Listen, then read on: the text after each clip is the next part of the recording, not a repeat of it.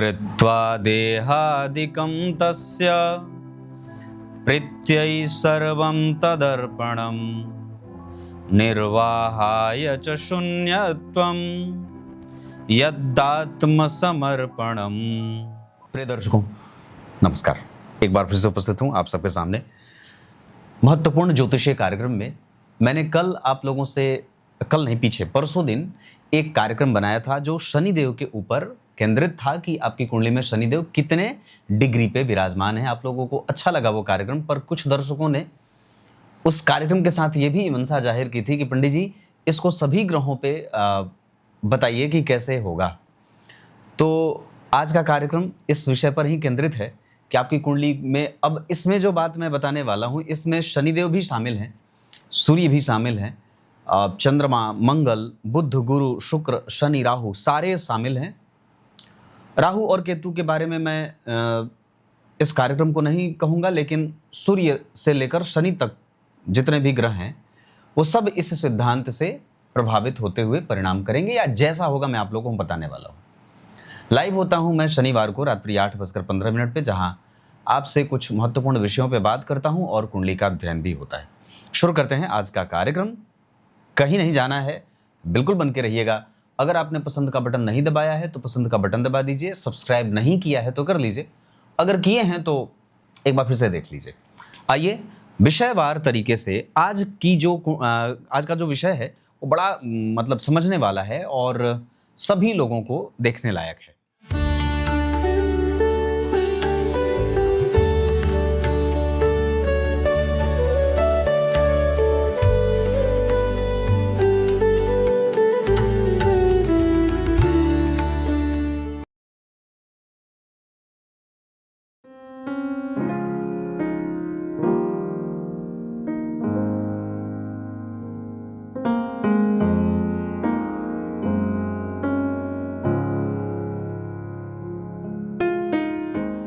Zero से लेकर एक अंश, ठीक है।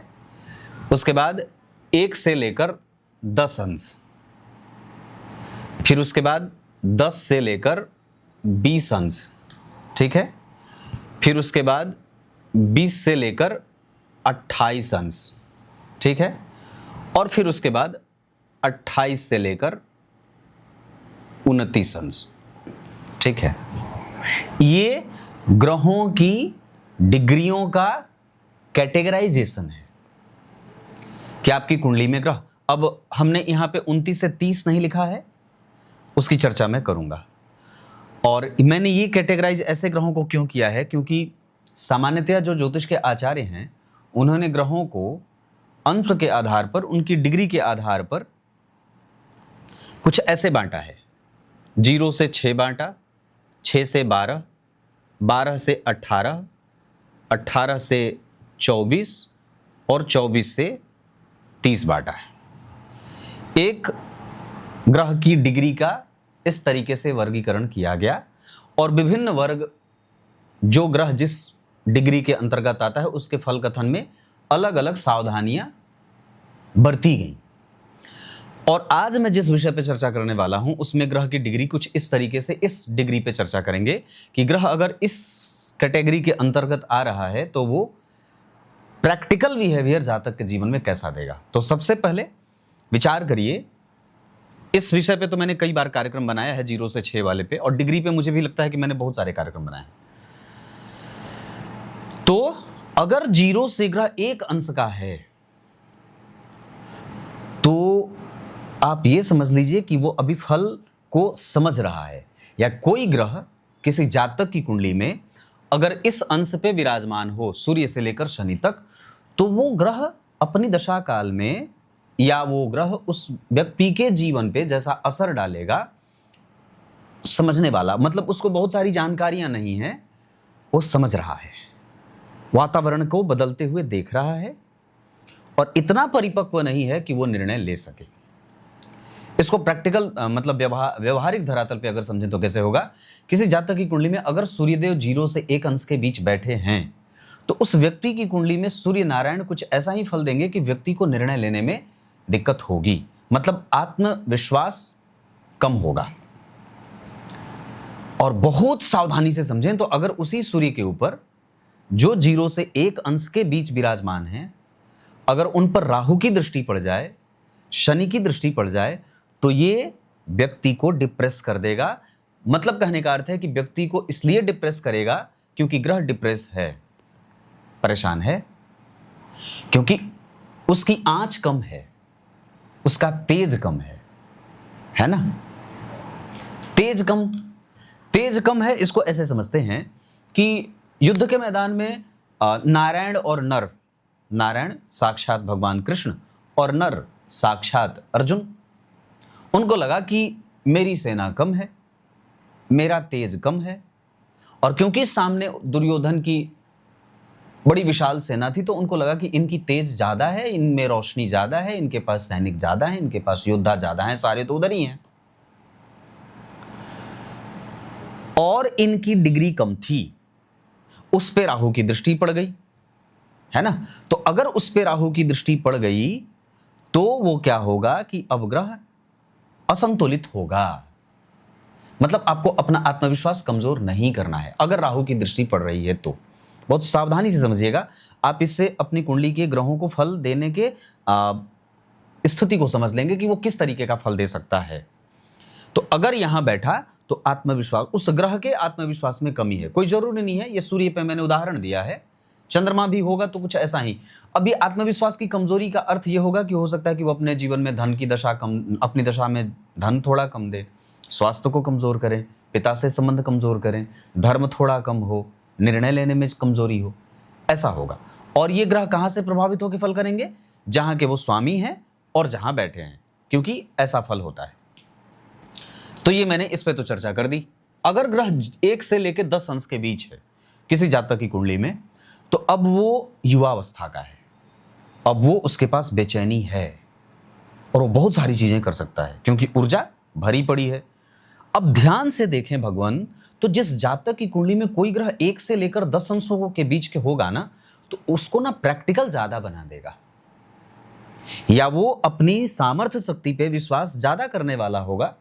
हो सकता है कि वो बहुत ज्यादा बकवादी ना हो, तर्क वितर्क ज्यादा करे, आसानी से बड़ों की बात को स्वीकार ना करे, ग्रंथों पे थोड़ा प्रश्न चिन्ह उठा सकता है, ज्योतिष पे भी कई बार वो संशय उत्पन्न उसके दिमाग में बातें हो सकती हैं, क्योंकि उसको तब ये लगेगा कि नहीं मैं तो ठीक हूं। और ये जो सामर्थ्य शक्ति है उसके अंदर जो अति आत्मविश्वास का जो प्रभाव होगा, 1 अंश से 10 अंश के बीच का बैठा ग्रह जो होता है वो किशोर होता है।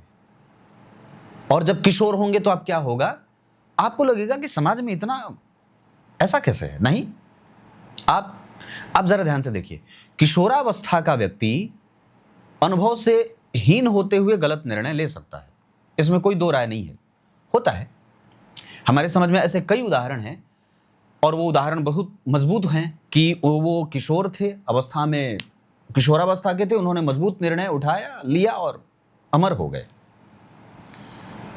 राइवलरी वाली जो बात होती है कि भाई हम तो मतलब मुझे नहीं लगता है कि सिस्टम इतना खराब होना चाहिए, ये क्यों ऐसा है, ठीक होना चाहिए।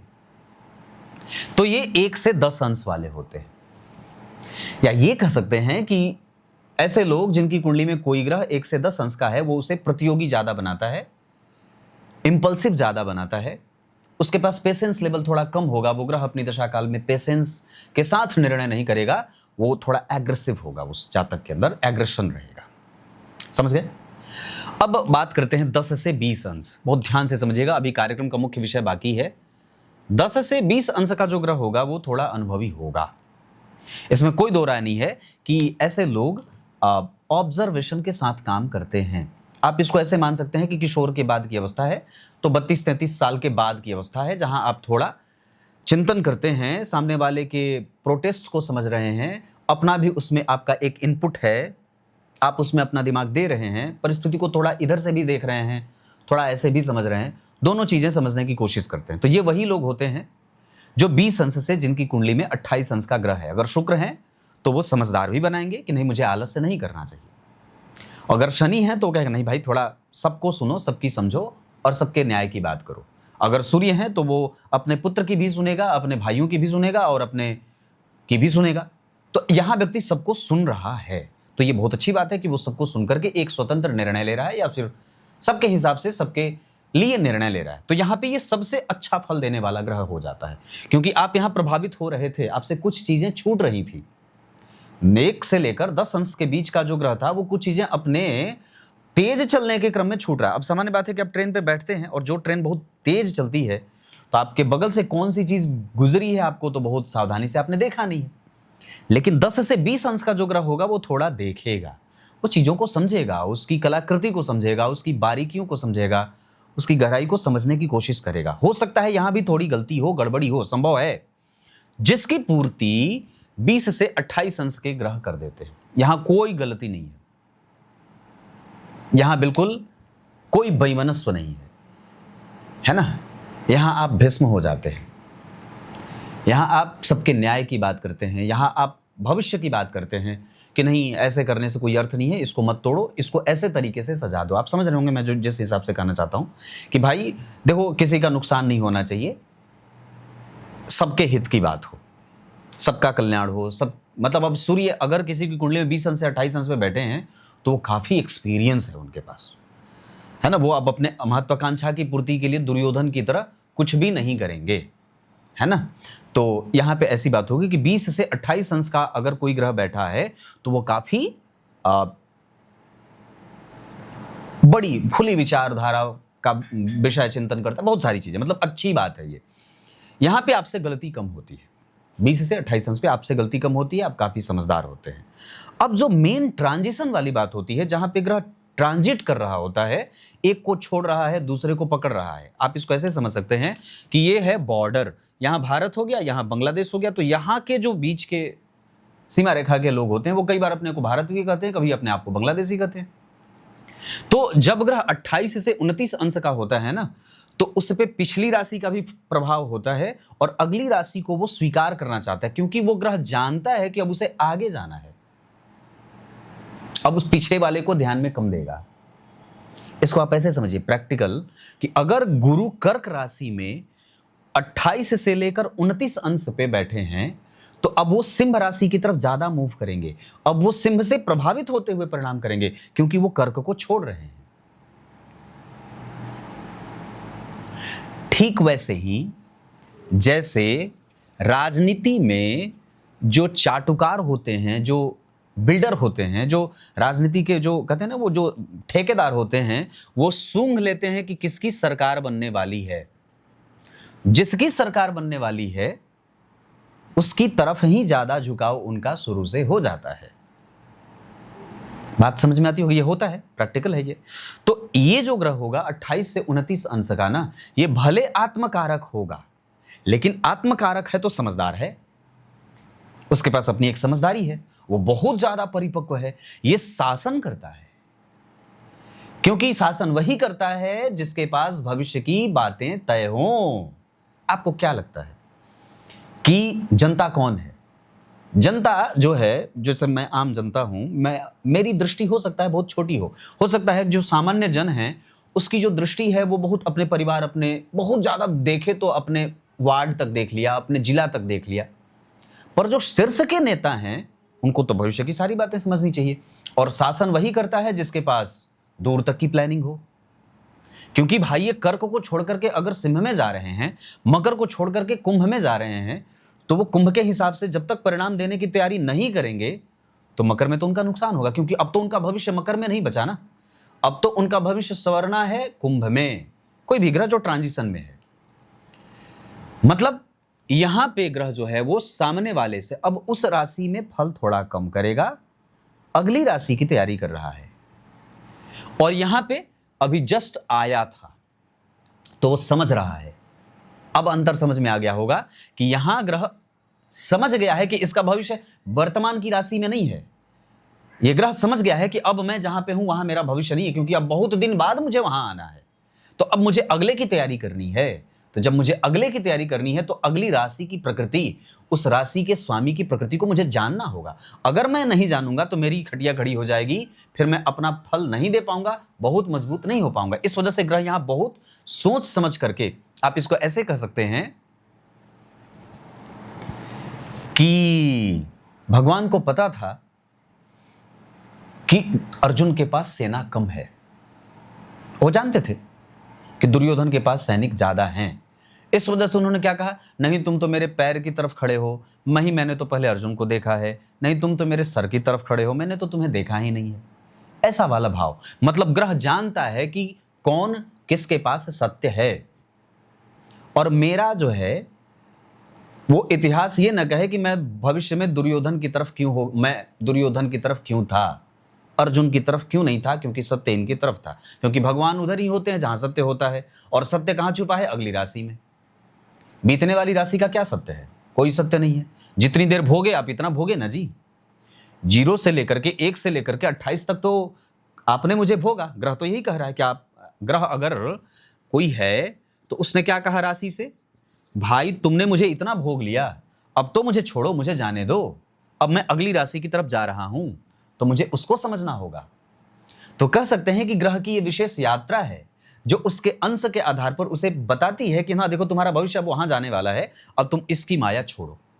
भले ही तुम उच्च के बैठे हो, भले ही अब नीच का है, अगली राशि में जा रहे हो तो और वो खुश है, बहुत अच्छी बात है। जैसे कोई भी ग्रह अगर नीच राशि में बैठा है और 28-29 अंश का बैठा है, मतलब वो बदलने वाला है, अब वो खुश है कि भैया अब तो कम से कम इस नीच राशि में मैं बैठ करके ऊब गया हूं, अब मुझे एक अच्छी और नए वातावरण का इंतजार मुझे जो था वो मैं अब उसको प्राप्त करने वाला हूं। आप लोग समझ होंगे, मैं विषय को ज्यादा खींचता नहीं हूं, पर वस्तुतः ये ग्रहों के डिग्री का फल है।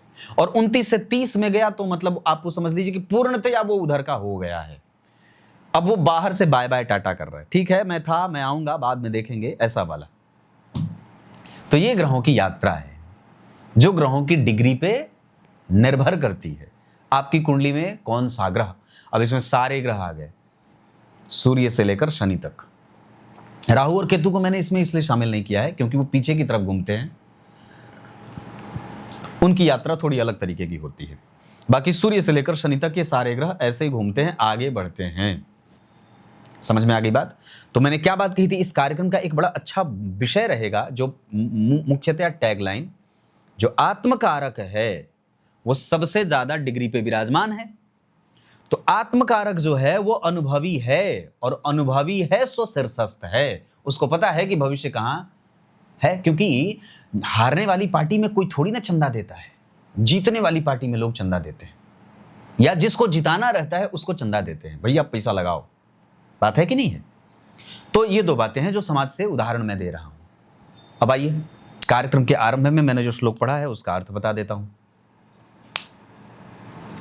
लिखते हैं, आपके शरीर के द्वारा आप जितना कुछ कर सकते हैं अपने इष्ट के प्रति आपको जरूर करना चाहिए।